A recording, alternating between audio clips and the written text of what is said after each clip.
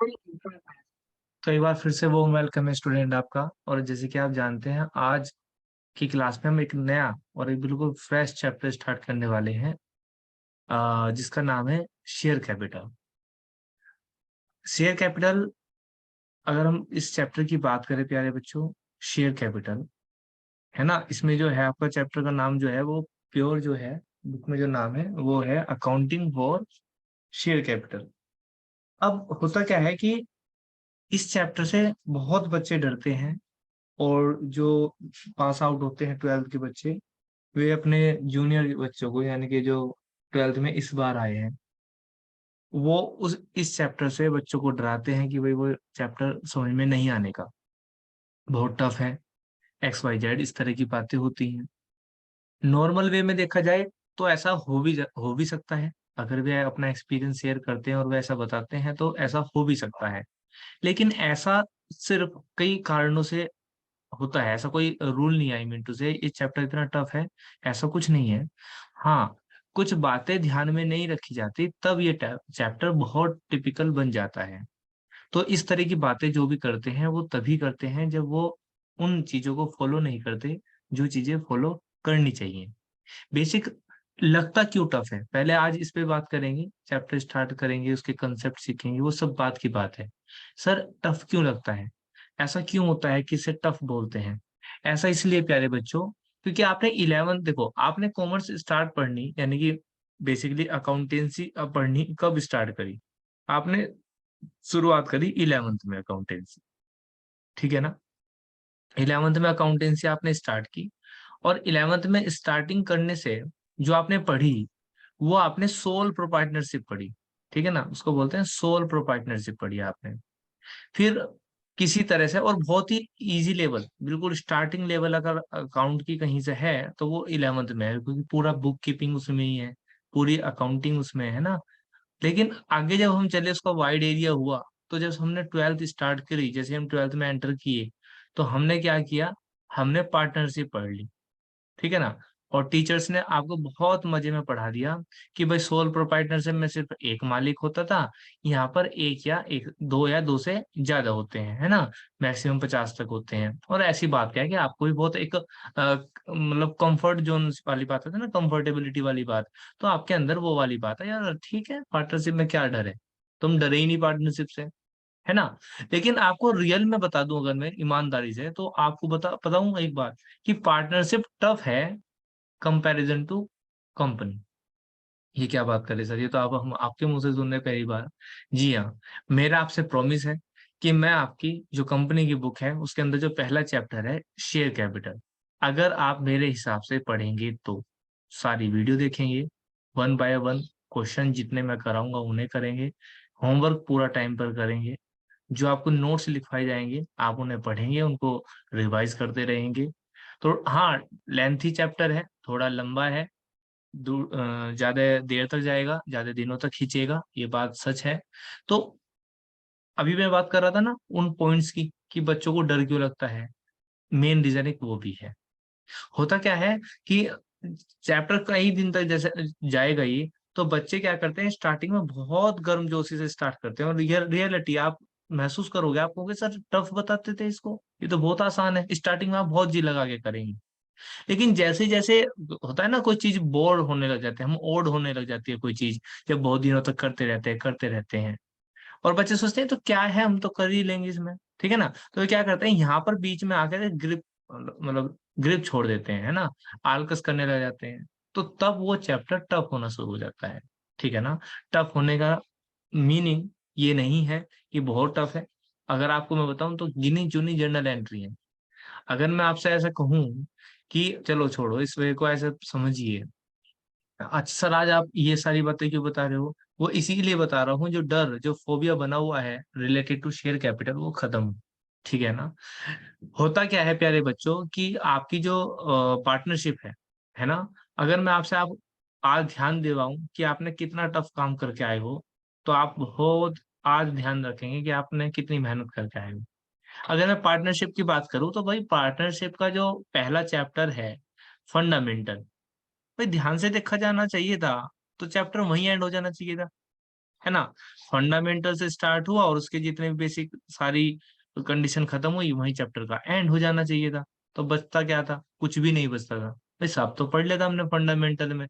Interest on capital, है ना, interest on drawing, profit and loss appropriation account, ठीक है ना, गारंटी, है ना, पास्ट एडजस्टमेंट, तो सब तो पढ़ लिया था उस चैप्टर के अंदर।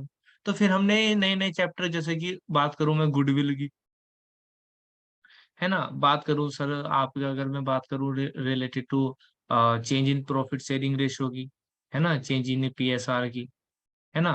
फिर उसके बाद हमने बात किस करी बेटा? एडमिशन की बात करी। फिर हमने किस बात करी? रिटायरमेंट की बात करी, है ना। रिटायरमेंट के बाद हमने कहीं की बात करी बेटा? डेथ की। और लो जी, फिर हम यहाँ पे भी नहीं रुके, हमने बात कर दी डिसोल्यूशन की, फर्म को ही डिसोल्व करवा दिया। तो आप यार इतना सारा काम करके आए, अगर आपको ये चैप्टर्स में ना बटे होते, मेरी बात को आज जिसने ध्यान से सुन ली ना, ये चैप्टर क्लियर हो जाएगा। कौन सा चैप्टर? Share capital.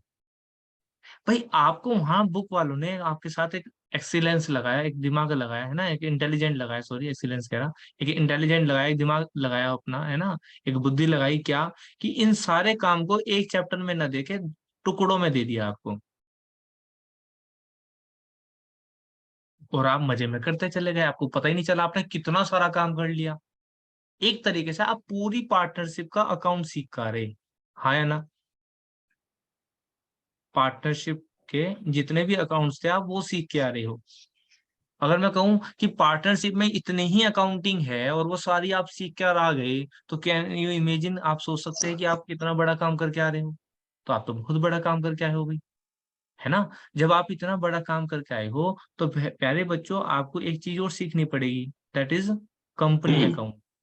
तो कंपनी के अकाउंट भी तो बनते हैं भाई, जब हमने पार्टनरशिप पढ़ ली। और 11th में देखो, पूरी सोल प्रोप्राइटरशिप, अगर मालिक एक है तो उसकी कैसे अकाउंटिंग की जा सकती है और कैसे की जाती है, वो सब हम जानते हैं। लेकिन फर्क कहाँ था? 11th में पूरी अकाउंटिंग, है ना, आपको पूरी अकाउंटिंग एक बुक में दी, चैप्टर्स में डिवाइड करने कर गए, यानी कि छोटे छोटे टास्क दे के, तो आपको डर नहीं लगा कभी भी।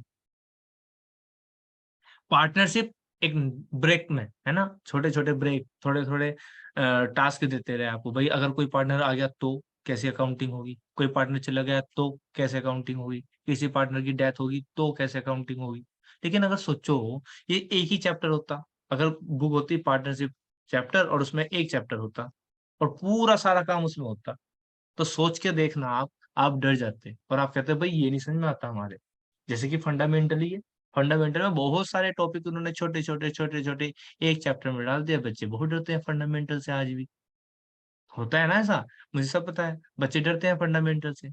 तो कंपनी अकाउंट का जो आपका चैप्टर है, इसमें क्यों डर लगता है बच्चों को? एक ही रीजन है कि इसके अंदर एक ही चैप्टर दे दिया और उसके अंदर सब कुछ ही तो दे दिया जितना उन्हें 12th के सिलेबस में देना था। वे चाहते तो इसको तोड़ सकते थे, लेकिन उन्हें तोड़ा क्यों नहीं? क्योंकि बेसिकली सब सेक्शन है, सब पार्ट है इस चैप्टर के, है ना। ऐसा नहीं है कि बिल्कुल टॉपिक नया हो गया हो, तो इसलिए उसको एक ही चैप्टर में रखा हुआ है। तो कहने का मेरा मतलब क्या है?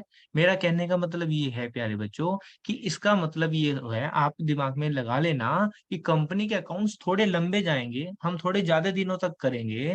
दैट इज वाई वो थोड़ा सा बोरिंग हो सकता है, थोड़ा मतलब हार्ड वर्किंग हो सकता है, लेकिन आपको उसके लिए डरना नहीं है। अब होता क्या है ना, कि बच्चे डरने लग जाते हैं, ये चैप्टर ही नहीं खत्म होके दे रहा, पता नहीं कब तक कराएंगे सर, अच्छा इसके अंदर ये भी केस है, अच्छा ये भी केस है। तो मतलब जब केस लिखवाते हैं भाई, अगर ऐसे हुआ तो ऐसे करना, ऐसे हुआ तो ऐसे करना, तो आप उन्हें कुछ चैप्टर मान लेना। क्या हुआ? ये मान लेना इसके अंदर चैप्टर है। आज आपने एक चैप्टर कंप्लीट कर लिया, एक मतलब 2-3 दिन में आपका एक चैप्टर कंप्लीट हो जाएगा। बात समझ में आ रही है ना? और दुख दूर करूं आपके, तो और दुख दूर कर देते हैं। पार्टनरशिप में तो प्यारे बच्चों आपको इतना झंझट था, अभी मैं जिसकी बात कर रहा था कि आपको अचंभा होगा कि आप इतनी मेहनत करके आए हो। पार्टनरशिप में तो भाई कोई पार्टनर आ गया तब अकाउंटिंग चेंज कर दो पूरी, है ना। अकाउंटिंग क्या हो जाती थी? चेंज हो जाती थी कब? जब कोई एडमिशन हो गया, किसी का रिटायरमेंट हो गया, जब पूरी अकाउंटिंग, यानी कि पूरे अकाउंट दोबारा बनाओ, रीवैल्यूएशन अकाउंट बनाओ, है ना, रिकंस्टिट्यूशन करना पड़ता था फर्म का, दोबारा बैलेंस शीट बनानी पड़ती थी, पार्टनर्स कैपिटल अकाउंट बनाना पड़ता था, उनका रेशो चेंज करना पड़ता था, और पता नहीं क्या क्या गुडविल वैल्यूएशन करना पड़ता था। हर चैप्टर में आप ये काम करें। लेकिन अगर मैं कहूँ सर कंपनी में क्या करना पड़ेगा, और मैं कह दूं कंपनी में बिल्कुल भी ये काम नहीं करना पड़ेगा, मतलब बार बार आपको झंझट पालना ही नहीं है। अगर मैं आपको 10-12 जनरल एंट्री बता दूं, बस वे डलती रहेंगी। बताओ कितना आसान है। पूरे चैप्टर में 10-12, मतलब एक वैसी राउंड फिगर बता दिया मैंने आपको, 10-12 जनरल एंट्री, और उसी से पूरा चैप्टर हो जाएगा। वही एंट्री घूम फिर के आती रहेंगी। ये बात सही है कि उनकी अमाउंट्स बदलेगी। अब कुछ बच्चे जो ऑलरेडी किए हुए हैं चैप्टर, वे सोचेंगे कि सर हाँ ठीक है, जिन्होंने किया हुआ है, लेकिन अमाउंट्स में तो सारा लोचा है। तो उसका भी जवाब है मेरे पास। अगर आप डे वन से क्लास करें और लास्ट तक कंटिन्यू करें विदाउट स्किपिंग एनी वीडियो, तो उस अमाउंट में भी आपको बिल्कुल दिक्कत नहीं आएगी। इतने रियलिस्टिक एग्जाम्पल के थ्रू हम इस चैप्टर को कंप्लीट करेंगे कि आपको पता ही नहीं चलेगा। और छोटे छोटे हम टास्क बना लेंगे। हम बुक की तरह करेंगे नहीं कि एक चैप्टर करते ही जा रहे करते ही जा रहे करते ही जा रहे ना। हम क्या करेंगे, इसी चैप्टर का डिवाइडेशन कर लेंगे। ठीक है। जब बुक्स में, आपके खुद की बुक में टॉपिक की बने, तो हम उन्हें टॉपिक नहीं मानने के चैप्टर मान लेंगे।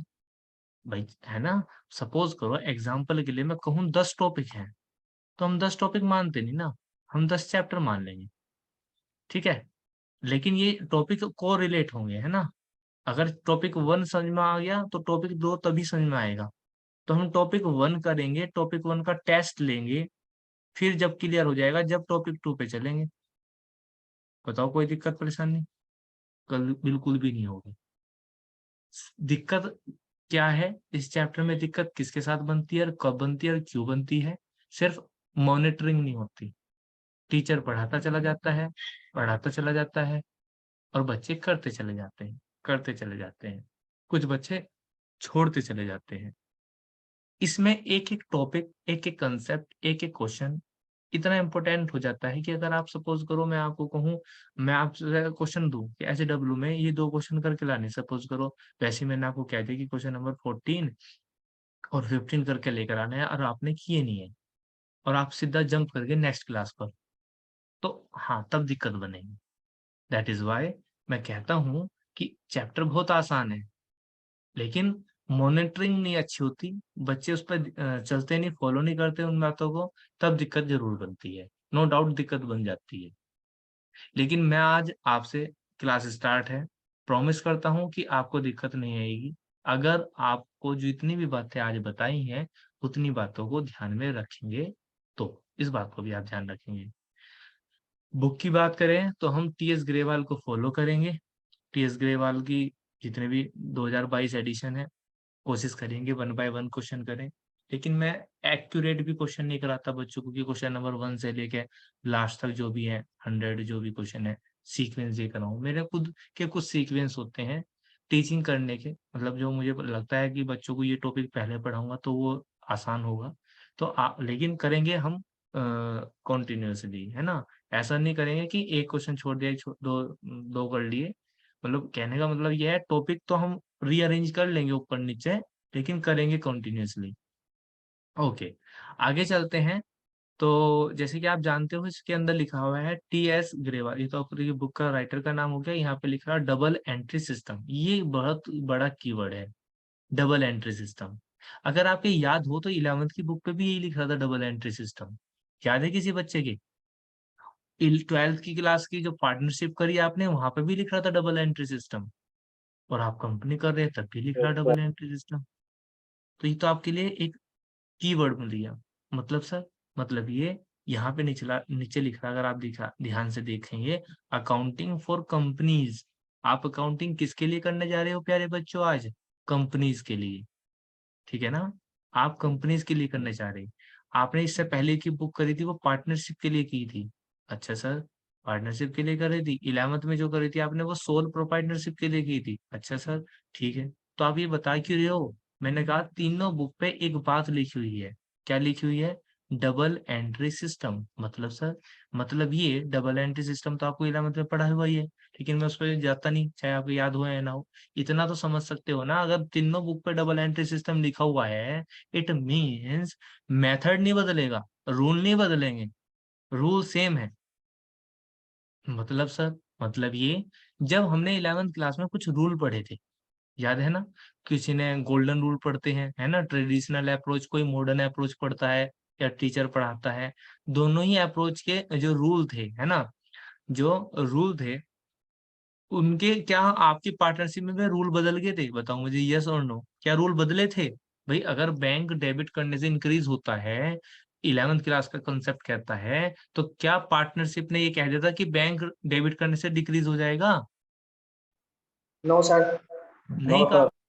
तो कहने का मेरा मतलब ये है, कंसेप्ट बिल्कुल सेम है, डबल एंट्री सिस्टम ही है, रूल वही होंगे, सिर्फ करने का थोड़ा सा तरीका बदल जाएगा।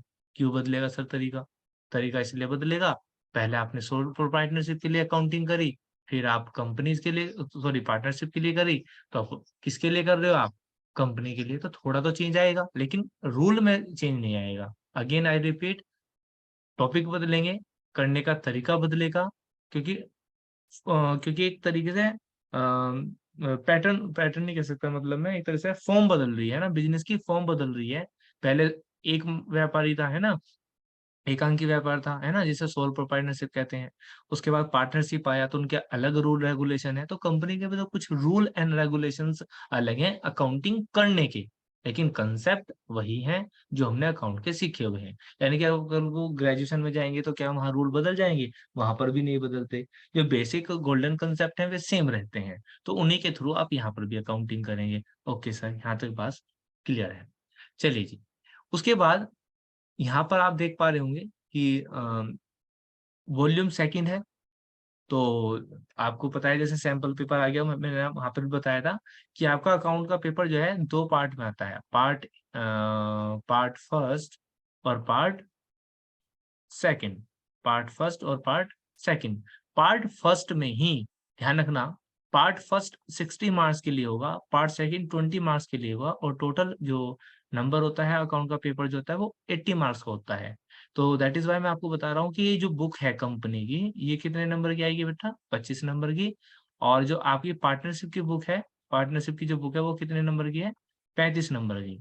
मतलब सर, मेरा बताने का मतलब आज क्या है, जब इस चैप्टर स्टार्ट हो रहा है, सिर्फ बताने से मेरा मतलब ये है प्यारे बच्चों, कि part one major major part part one में ही आएगा, है ना, जो आपका टोटल 60 मार्क्स का होगा, 60 मार्क्स का। तो 35 तो हमने पढ़ लिए हैं। अब 25 भी आप समझते हो बराबर बराबर सही है, 10 नंबर का ही डिफरेंस है, कोई बहुत ज्यादा डिफरेंस नहीं है।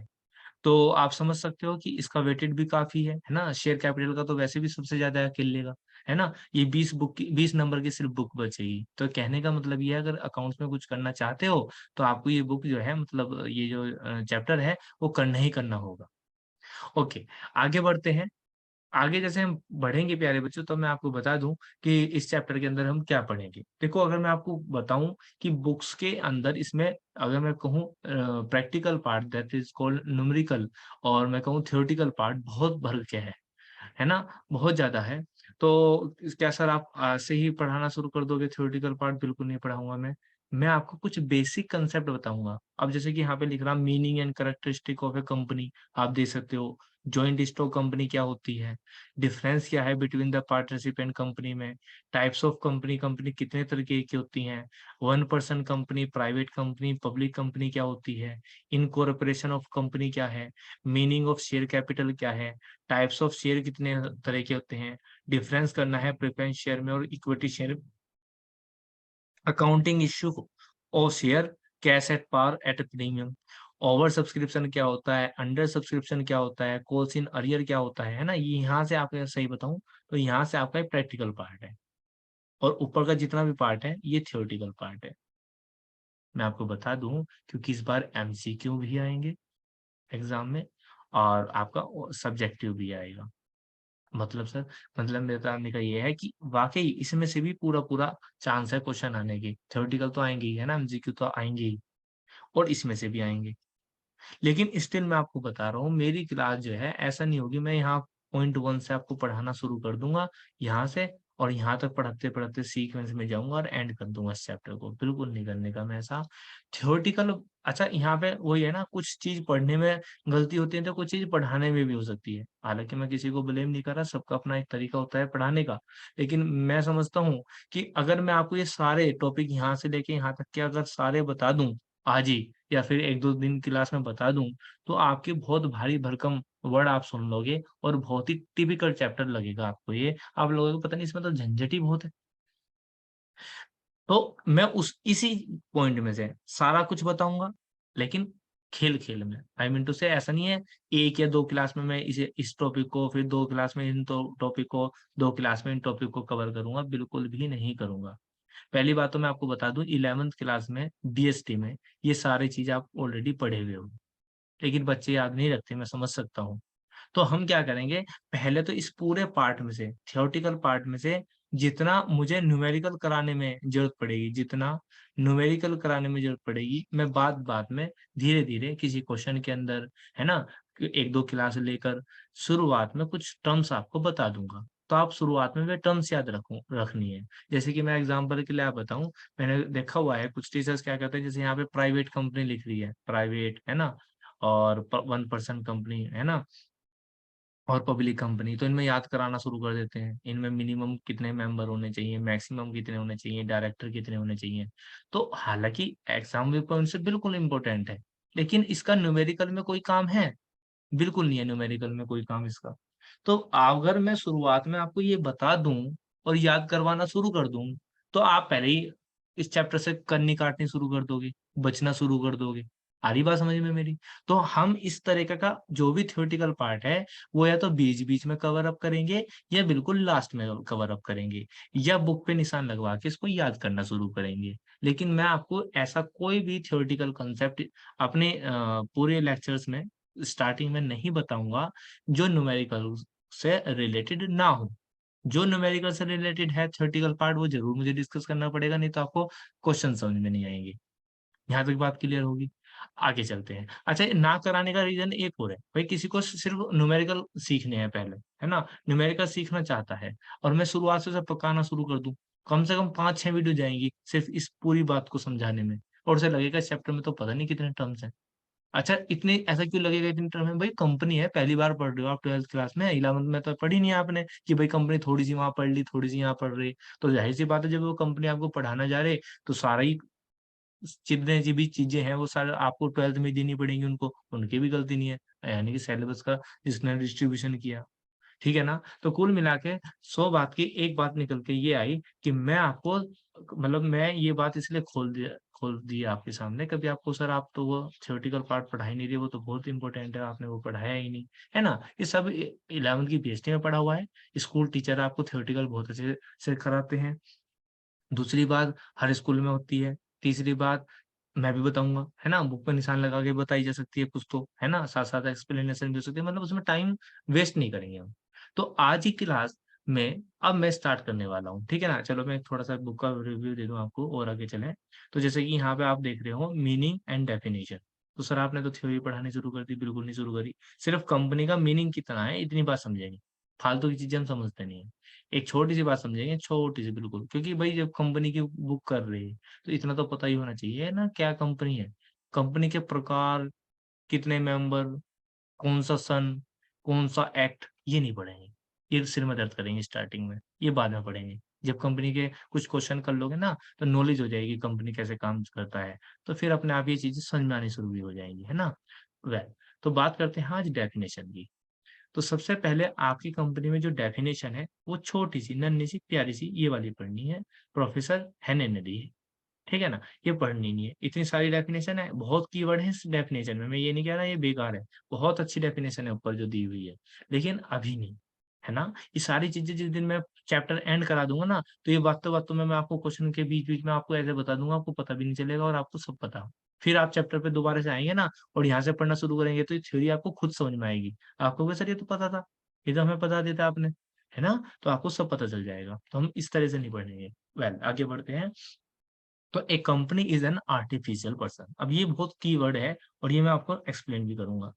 ये क्या है? Company is an artificial person created by law, ये क्रिएट किया है लॉ ने, सेपरेट एंटिटी है इसकी, with A perpetual succession, with a common seal. मैंने जितने भी ब्लॉक किए हुए हैं, गज़ब के वर्ड हैं, गज़ब। मतलब अगर एमसीक्यू देना हो किसी को तो वो इसी में से ऐसे ऐसे एमसीक्यू निकाल दे कि आप घूम जाओ, लेकिन आप नहीं घूमने, क्यों नहीं घूमने के? क्योंकि हम इन्हीं को डिस्कस करेंगे, ठीक है ना? हम इन्हीं को डिस्कस करने जा रहे हैं। सबसे पहली बात आती है आर्टिफिशियल पर्सन की बात। तो ऐसा क्यों कहा है? कंपनी क्या है? आर्टिफिशियल पर्सन है। तो प्यारे बच्चों, इस बात को बहुत ध्यान से समझेंगे। कंपनी की, सॉरी, लॉ की नजर में, देखो ये लिख रहा है ना, by created by law, having separate, है ना? तो लॉ की नजर में, लॉ समझते हो ना? कानून, है ना? कानून की तरह से, लीगल एंड लीगली तरीके से, एक कंपनी एक आदमी है। एक कंपनी क्या है? एक आदमी है ना? एक आर्टिफिशियल पर्सन है। कौन? कंपनी। ठीक है जी, ये आर्टिफिशियल पर्सन है। आप कहोगे क्या सर, मट्टी का पुतला बना देते हैं वे आर्टिफिशियल के नाम पर, या कोई रावण का पुतला? नहीं, ऐसा नहीं है। सिर्फ एक कंपनी की तरफ से, कंपनी एक खुद में एक पर्सन है। तो पर्सन जब उसने मान लिया तो आर्टिफिशियल तो मानना ही पड़ेगा, क्योंकि रियलिटी में तो है नहीं।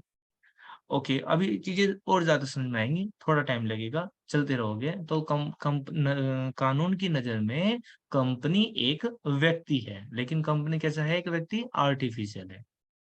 तो ऐसा क्यों करा है सर? देखो, अब मैं आपको बता दूं, जो इसके ओनर होते हैं, जो इसके ओनर होते हैं, किसके? कंपनी के ओनर जो होते हैं, उन्हें नॉर्मली, फिलहाल इतना वर्ड पढ़ो बस, बहुत भारी भरकम नहीं, शेयर होल्डर बोलते हैं। क्या बोलते हैं उनको? Share holder. क्यों शेयर होल्डर बोलते हैं, ये आने वाली क्लासेस में क्लियर हो जाएगा आपको।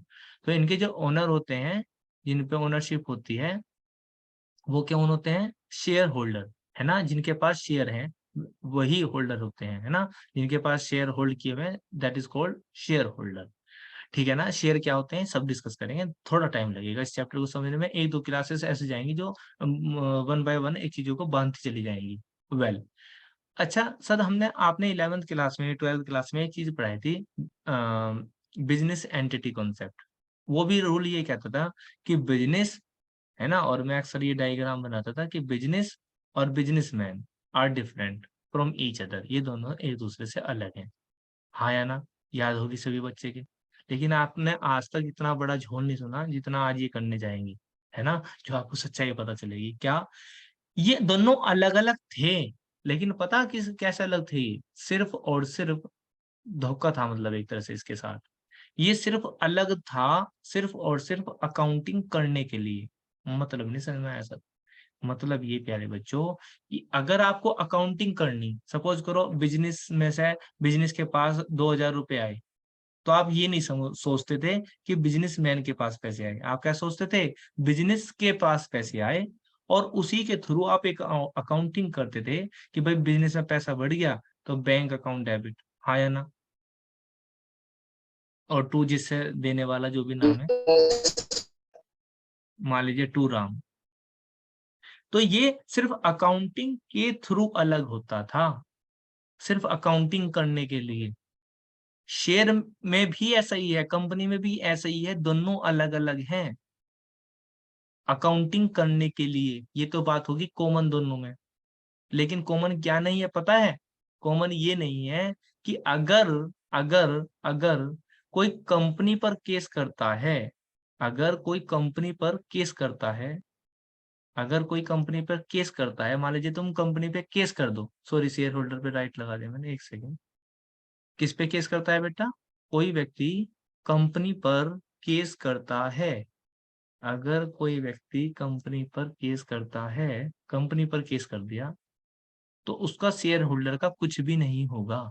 क्यों नहीं होगा? अभी मैंने बताया, ये दोनों अकाउंट के व्यू पॉइंट से अलग अलग नहीं है, बल्कि वैसे भी अलग है, क्योंकि कंपनी तो अपने आप में एक व्यक्ति है, अपने आप में एक पर्सन है।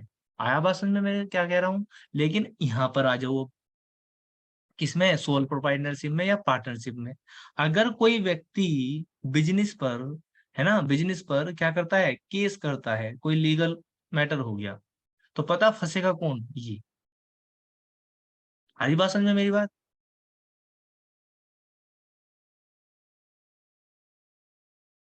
तो इसका मीनिंग ये हुआ कि ये दोनों, ये तो अब तक जो हम पढ़ते आए थे 11th class, sole proprietorship, partnership, वे सिर्फ अकाउंटिंग व्यू पॉइंट से अलग अलग थे, लेकिन कंपनी रियलिटी में अलग अलग है। इसको और एक एग्जाम्पल से समझो, बहुत अच्छा एग्जाम्पल दूंगा मैं, बहुत अच्छा एग्जाम्पल देंगे, ठीक है, इससे बिल्कुल क्लियर हो जाएगा। ये है हमारी सोल प्रोप्राइटरशिप। मैं पार्टनरशिप को बीच में हटा रहा, जो रूल सोल प्रोप्राइटरशिप के हैं वही हमारे पार्टनरशिप के हैं, तो ज्यादा कंफ्यूज नहीं करते। एक तो लेते हैं हम बेटा कंपनी, है ना, और एक लेते हैं हम शेयर होल्डर, है ना। तो ये हमारा कौन हो गया बेटा, सोल ओनरशिप, और ये हो गया हमारा बिजनेस। समझ में आ रहा है यहाँ तक, ये होगी हमारी कंपनी, और ये कौन हो गया बेटा, शेयर होल्डर। अब बहुत ध्यान से समझना, आपको समझ में आ जाएगा। उसने जो डेफिनेशन में कहा कि company is a artificial person, ऐसा क्यों कहा? ऐसा इसलिए कहा, सपोज करो मेरे प्यारे बच्चों कि बिजनेस पे क्या हो गया, लोन हो गया, लोन, और लोन क्या हो गया, बहुत ज्यादा हो गया, ज्यादा से मतलब उसकी नेट वर्थ से ज्यादा हो गया, ठीक है ना। यानी कि अगर मैं पूरा बिजनेस भी सोल्ड आउट कर दूं तो भी ये लोन उतरता नहीं, तो पता आपको पैसे किसे देने पड़ेंगे, इस मालिक के, मालिक को देने पड़ेंगे, मालिक का घर भी बेचना पड़ेगा ना, तो भी ये लोन उतारना पड़ेगा, मालिक के बर्तन तक बिक जाएंगे ना, इस वर्ड से ध्यान दे लो, बर्तन तक भी बिक सकते हैं इसके, इस कंपनी का लोन उतारने में। तो समझ में आया, ये दोनों अलग अलग होते हुए भी अलग अलग नहीं है। क्यों नहीं अलग अलग है? सिर्फ अकाउंटिंग जब करते हैं, अकाउंटिंग व्यू पॉइंट नजरिया रखने के लिए तो अलग अलग मानते हैं, लेकिन वास्तविकता में अलग अलग होते नहीं है। अब आ जाओ कंपनी में, अगर कंपनी पे लोन हो गया, किस पे लोन हो गया जी, कंपनी पे लोन हो गया, उसकी नेटवर्थ से ज्यादा हो गया लोन, यानी कि कंपनी को सब कुछ बेच भी दो तब भी पैसा नहीं जा रहा, तो शेयर होल्डर अपने घर से नहीं लेकर आएगा, शेयर होल्डर के बर्तन तक घर तक नहीं बिकेगा। अब मुझे ये सुन नोट करके जल्दी से बताओ, ये कंसेप्ट क्लियर है क्या? Yes sir. Yes sir. तो इसका मतलब ये जो डेफिनेशन में मैंने आपको बताया कि ये आर्टिफिशियल पर्सन है, अब इसकी इंपॉर्टेंस आप समझ गए होंगे कि इतना फोकस दे के डेफिनेशन में और सर ने इतना जोर दे के क्यों पढ़ाया कि ये आर्टिफिशियल पर्सन है। ये आर्टिफिशियल इसलिए है कि ये अकाउंटिंग व्यू पॉइंट से अलग नहीं है, बल्कि रियल में अलग है। तो इसीलिए इसीलिए इन्होंने इसको क्या कहा बेटा, आर्टिफिशियल पर्सन है। आगे चलते हैं। हैविंग सेपरेट एंटिटी, अब सेपरेट एंटिटी अब समझने में इतना टाइम नहीं लगने का, क्यों? क्योंकि हमने समझ लिया जब आर्टिफिशियल पर्सन है तो इसकी अपनी एक सेपरेट एंटिटी है, वैसे सबकी अपनी सेपरेट एंटिटी तो सभी की है ना। Okay, with A perpetual succession, ये हम बाद में समझेंगे, अभी नहीं समझेंगे। हाँ, कॉमन सील हम समझेंगे। कॉमन सील क्या होती है? एक तरह से आपने मोहर देखी होंगी अपने स्कूल में, है ना, मोहर देखी होंगी, तो ये भी एक तरह से मोहर ही है। मैं इसको कह सकता हूँ समझाने के लिए, एक तरह से मोहर है ना। कॉमन सील जैसे नाम से समझते हो, पहले राजा के टाइम पर अगर आपने कोई पुरानी मूवी देखी हो तो राजा भी एक क्या करते थे, एक स्टैम्प से मार देते थे, मोहर से मार देते थे, तो वो आपका काम क्या हो जाता था कि एक राजा की मोहर लग गया, ऐसा हो जाता था। तो सेम ऐसे ही कंपनी में ऐसा क्यों हुआ सर, इसमें कॉमन सील की जरूरत क्यों पड़ी? इसीलिए तो पड़ी क्योंकि आर्टिफिशियल पर्सन है, साइन तो कर नहीं सकता, पेन उठा के ऐसा साइन कर देगा, तो पर्सन को उसके साइन भी पड़ेंगे, क्योंकि जरूरत साइन की भी पड़ेगी भाई, तभी तो कोई काम होगा ना, जब ये पर्सन आर्टिफिशियल पर्सन इजाजत देगा। अब ये पेन उठा के साइन तो कर नहीं सकता, तो इसके साइन का काम कौन करेगी, ये कॉमन सील। आया समझ में? लेकिन अगर फिर वही वाली बात करूं मैं सोल प्रोप्राइटरशिप में, तो सोल प्रोप्राइटरशिप में अलग तो होते थे दोनों, बिजनेस और बिजनेसमैन, लेकिन आपको पता साइन भाई साहब के चलते थे, सारा काम भाई साहब ही करते थे, लेकिन यहाँ पर नहीं करेंगे। आया बात समझ में यहाँ तक? क्लियर है? तो इसलिए यहाँ पर एक कंपनी के केस में एक वर्ड आता है कॉमन सील। तो कॉमन सील क्या है, कभी कभी पूछ लिया जाता है कॉमन सील क्या है, तो या एमसीक्यू में पूछा जाता है। तो common seal it is an authorised signature by the company, है ना। एक ऑथराइज सिग्नेचर है किसके, कंपनी के, ऑफ द कंपनी, है ना। ऑथराइज सिग्नेचर है किसके, कंपनी के ऑथराइज सिग्नेचर हैं। यानी कि अगर किसी लेटर हेड पर, है ना, किसी लेटर पर इस कंपनी की मोहर लग गई, तो बस इस कंपनी, इसका मतलब है इस कंपनी ने कह दिया ये, और इस कंपनी ने ये बात डन कर दी। किसने कर दी? इस आर्टिफिशियल पर्सन ने। अब तो क्लियर है ना, यानी कि इसका जो ओनर है उसके साइन मैटर नहीं करेंगे, है ना, उसके साइन मैटर नहीं करेंगे, बल्कि ये कॉमन सील मैटर करेगी। बिल्कुल क्लियर होगी होगी यहाँ तक पिक्चर। हालांकि इसका भी न्यूमेरिकल से कोई मतलब नहीं था, सवाल करते हुए इस बात से बिल्कुल भी दिक्कत नहीं आने की, लेकिन हाँ एक थोड़ा सा बेस बनाने, थोड़ा सा इंटरेस्ट डेवलप करने के लिए ये आपको चीजें बताई जाएंगी और बतानी पड़ेंगी। डन है यहाँ तक तो बात, तो बस इतना ही याद रखना। परपेचुअल सक्सेशन रह रहा, लेकिन ये टाइम रह के बताऊंगा, अभी नहीं बताऊंगा। यहाँ तो समझ में आ गया, सेपरेट एंटिटी है, अलग एंटिटी है तो सभी की है। आर्टिफिशियल पर्सन है कंपनी, और उसके कॉमन सील होती है, यानी कि ऑथराइज सिग्नेचर होते हैं। तो आज की क्लास में हमने एक डेफिनेशन समझी, इस चैप्टर को कैसे करना है वो हमने समझा, ठीक है ना। तो आज की क्लास में तो हम इतना ही रखेंगे, ठीक है। नेक्स्ट क्लास में इसको आगे कंटिन्यू करेंगे। तब तक के लिए टेक केयर,